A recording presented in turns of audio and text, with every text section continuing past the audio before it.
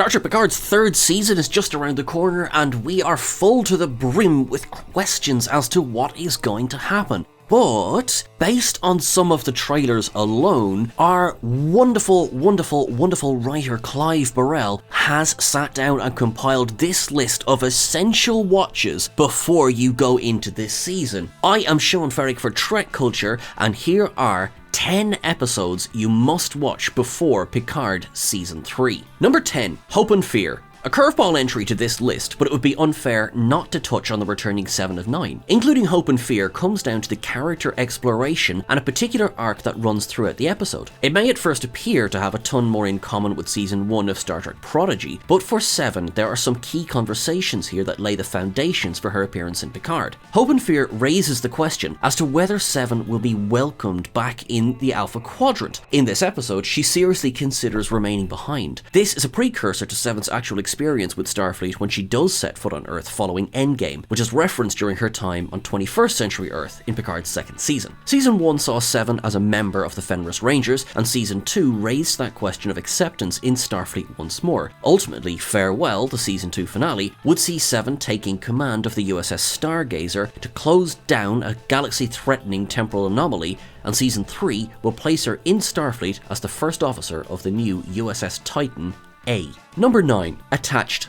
Jean-Luc, there's something I've been meaning to tell you, has been simmering under the surface of Star Trek since Dr. Crusher beamed aboard the Enterprise in Encounter at Farpoint. The Naked Now immediately after also touched on the potential romance as the pair were infected with a variant of the Psi 2000 virus. The original script for the Arsenal of Freedom had planned to reveal Beverly's feelings for the captain, however, it would have to wait until the final season for there to be any further traction on the matter. Mentally linked by the Prit, the pair are initially only able to sense suggestions, but the bond grows stronger over time, leading to Picard's true feelings for his chief medical officer becoming crystal clear. Attached is an unusual episode in that this pairing rarely came together in such a way throughout the course of the show. Here, in Season 7, the writers realised that it was a plot point that had remained untouched. All Good Things would further suggest that the pair were destined to be together, although it had taken a further 4 movies and 20 episodes of Picard to come close to breaching the topic once more. Number 8, Booby Trap. Mingled into the contents of the third season trailer, there is the reveal that Geordi was finally successful when it came to relationships. His daughter has also followed in his career footsteps, taking the helm of what fans believe to be the USS Titan A. For fans, this is a massive payoff for one of the biggest unresolved and discussed issues that affected the chief engineer of the Enterprise. No better example exists to revisit at this time than TNG's third season,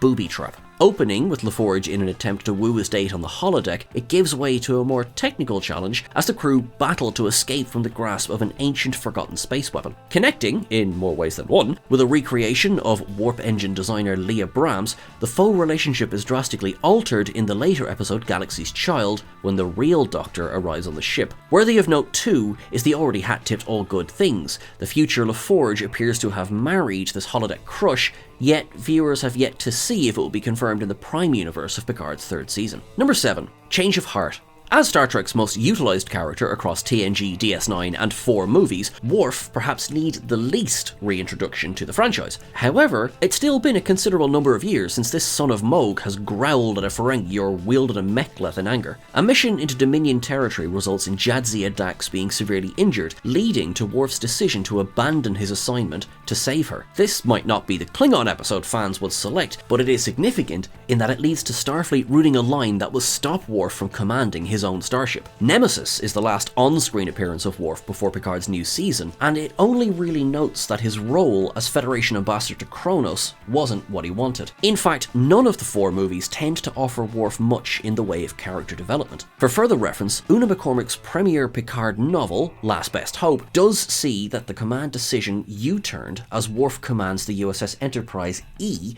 after Jean-Luc's reassignment. This is supposedly a canon work, meaning fans can now discover what happened to both Worf and the Sovereign-class vessel after those events. Number 6, Nepenthe. If you're in need of more Riker Troy, turn immediately to Picard's first season breather moment. With some of the series' best character-driven scenes and real heart, Nepenthe is an emotional rollercoaster that lays out events from the Riker's time aboard the USS Titan and the reasons for their resettlement on this relatively unknown backwater of a planet. Nepenthe is much more than the simple reappearance of Will and Deanna. It works to mature the characters beyond their wedding in Nemesis and deepen their backstory. Maybe it's not got the jazz hook of No Small Parts, but it does reveal Riker to be an adept pizza chef, proving popular enough to have him turn up aboard the copy and paste fleet in an Arcadia Ego in the captain's chair of the USS Zhenghe. As an episode, it's one that may well be drawn on for season 3 as the Rikers return. Their family story and choice to move to this world were some of the episode and season's most poignant moments.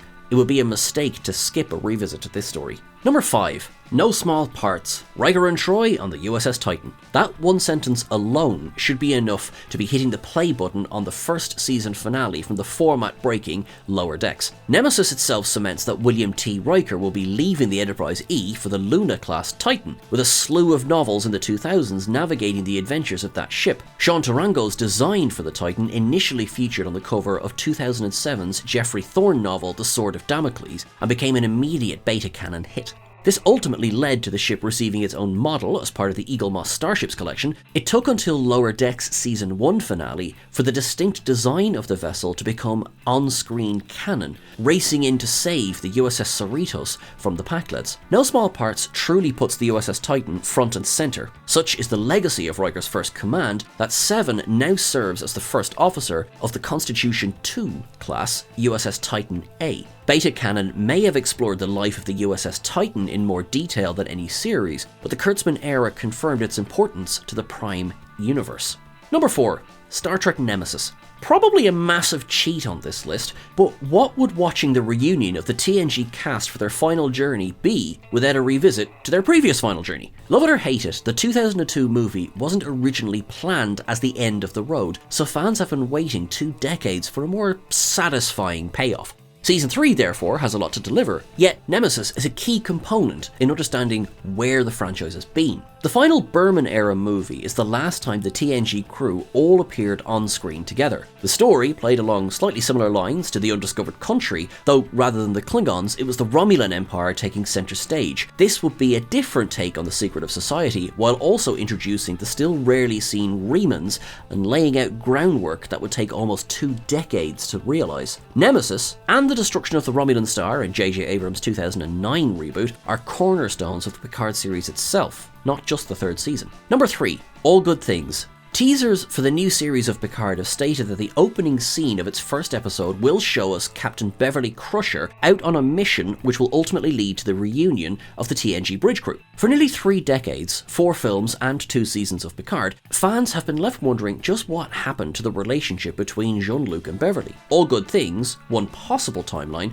proposed that the couple would marry but divorce. It would also show Beverly captaining her own ship, the medical frigate USS Pasteur. Star Trek Picard might not have the USS Pasteur, but it does have Crusher in command and promised in a more action-oriented role. All Good Things provided a glimpse of what could have been. Riker's bitterness never emerged since Deanna didn't die. The aggressive Governor Worf has actually turned out to be a pacifist, as fans have learned from the Comic-Con trailer. Admittedly, the future of the TNG crew was always going to be different from the events of All Good Things, and it's worth a rewatch just to prepare for Beverly, Geordi and Worf's returns and how they compare to their 1994 imagined futures. Number 2. Ship in a Bottle.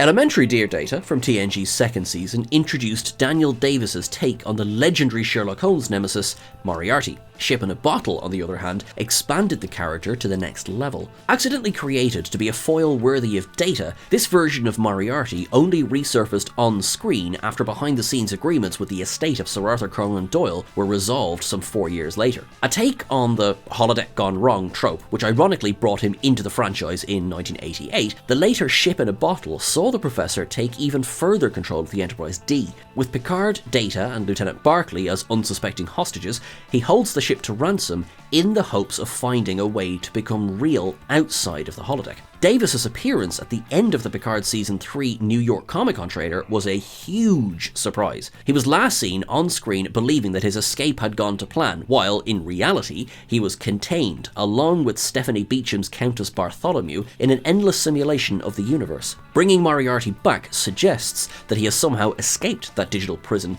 into the physical world. Number 1. Descent.